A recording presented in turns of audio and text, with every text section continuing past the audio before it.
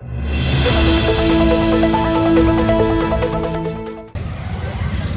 Comrade Meena असे FCFI जिल्हा secretary आहे। तर आज आम्ही येथे नीट पेपर फुटीच्या संदर्भात येथे आंदोलन करत आहोत। अनेक विद्यार्थ्यांच्या न्याय हक्कासाठी आम्ही इथे थांबलेलो आहोत।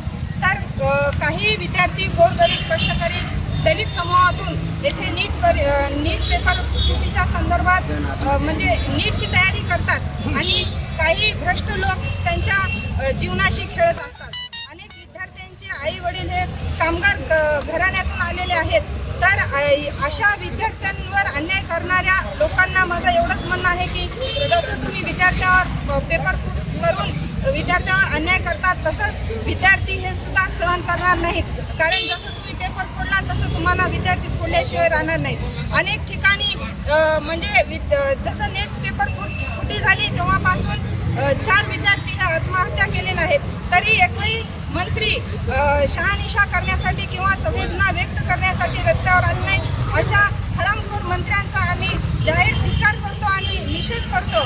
कारण का विद्यार्थ्यावर अन्याय होत असताना सुद्धा तुम्ही रस्त्यावर उतरत नाही किंवा संवेदना व्यक्त करणार नाही।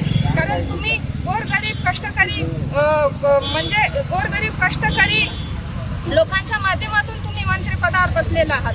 कारण नेट फुटी हे चूक नाही तर विद्यार्थ्याच्या मेहनतीवर केलेला हा खूप मोठा अन्याय आहे।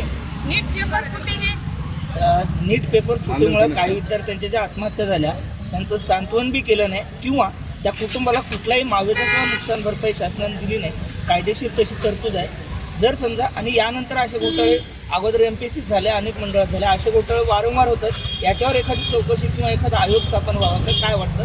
SFI एक राष्ट्रीय संघटना आहे, आपली भूमिका सांगा। हां, याच्यावर एक निपक्ष चौकशी झाली पाहिजे आणि अशा हरामखोरांना कठोरात कठोर शिक्षा देऊन त्यांना पण ठेचून मारण्याचं काम केलं पाहिजे। कारण विद्यार्थ्यांवर इतका मोठ्या प्रमाणात अन्याय अत्याचार होतो। नीट पेपर फुटीचाच नाही तर अनेक MPSCचे पेपर असतील किंवा तलाठी भरती असतील, अनेक पेपर हे फोडत आहेत।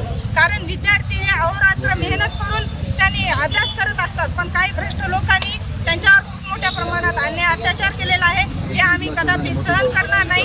जर वेळ आली तर त्यांना रस्त्यावर खेचून मारण्याचं काम SFI विद्यार्थी संघटना असेल किंवा विद्यार्थी असेल हे केल्याशिवाय शांत बसणार नाही।